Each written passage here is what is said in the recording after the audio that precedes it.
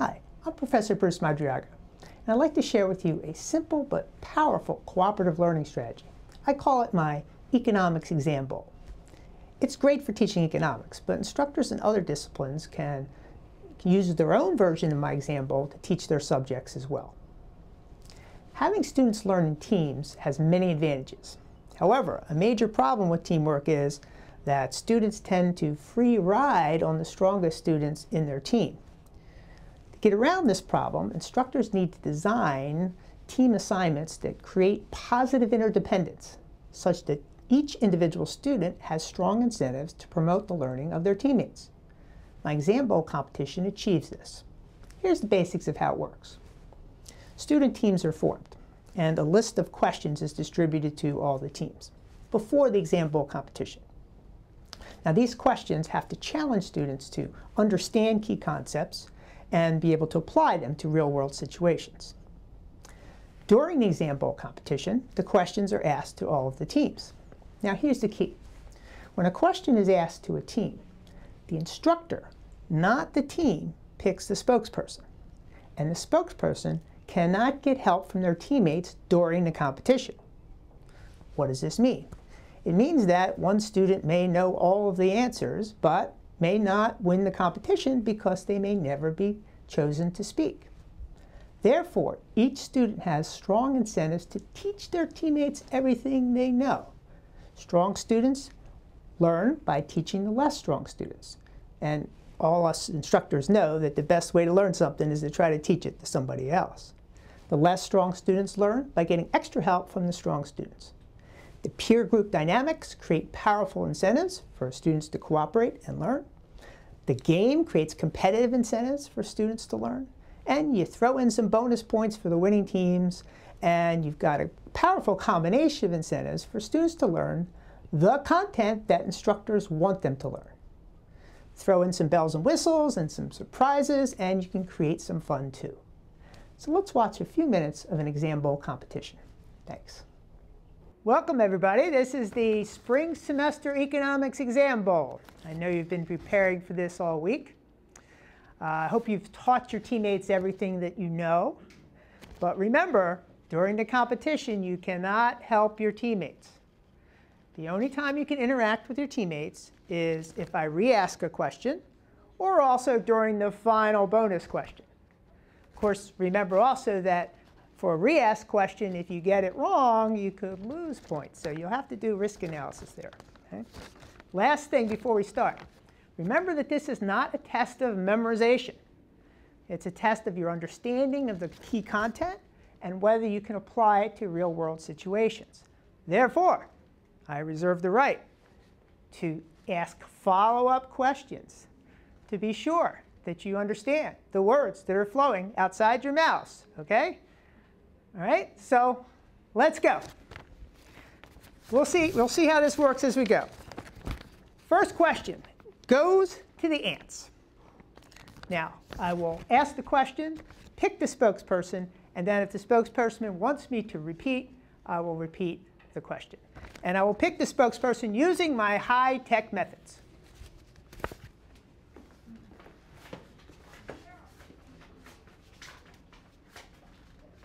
First question goes to Adrian.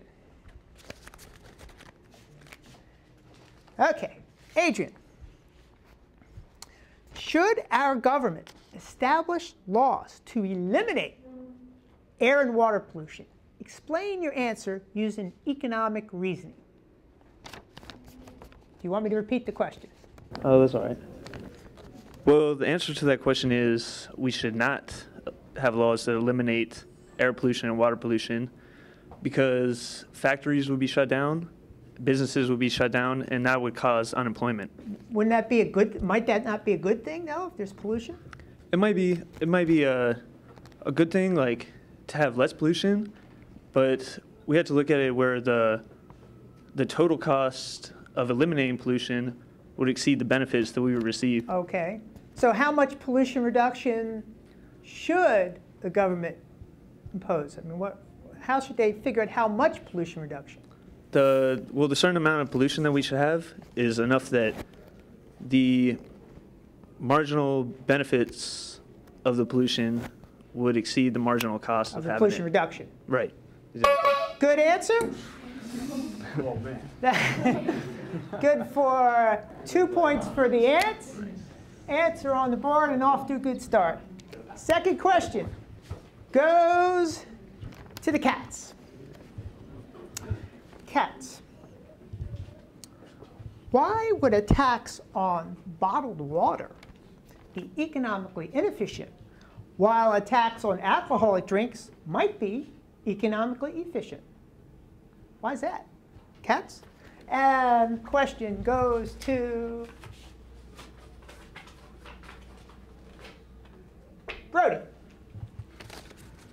Would you like me to repeat the question? Please. Why would a tax on bottled water be economically inefficient, while a tax on alcoholic drinks of the right size could be economically efficient? Alcohol tends to have a more inelastic demand, thus a tax on alcohol would be economically efficient. That's correct, but it's not the elasticity that determines whether the tax is efficient or inefficient. I'm going to re-ask the following question. 2 points for a possible right answer, -2 for a wrong answer. Why would a tax on bottled water be economically inefficient, while a tax on alcoholic drinks of the right size could be economically efficient?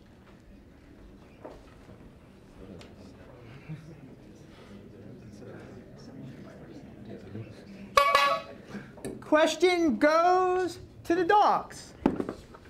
And the question goes to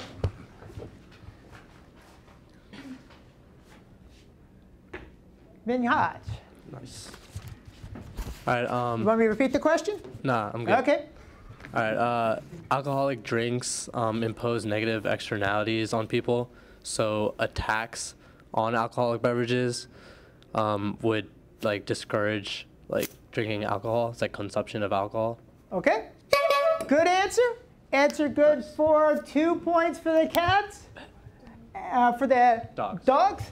And let's try another question.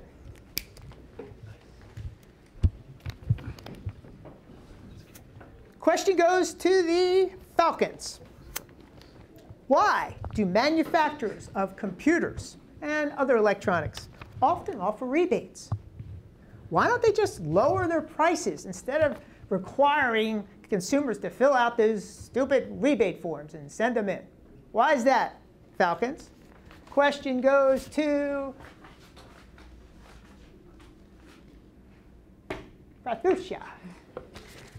Because businesses want to maximize their profits, because the rich have more of an inelastic demand and the poor have more of an elastic demand. Therefore, they have more of an incentive to go out and mail in those rebates instead of offering everybody the same price. So who do they charge the higher price to? The people with the more inelastic demand. And the lower price to people with the more elastic demand. Good answer. Good for 2 points for the falcons.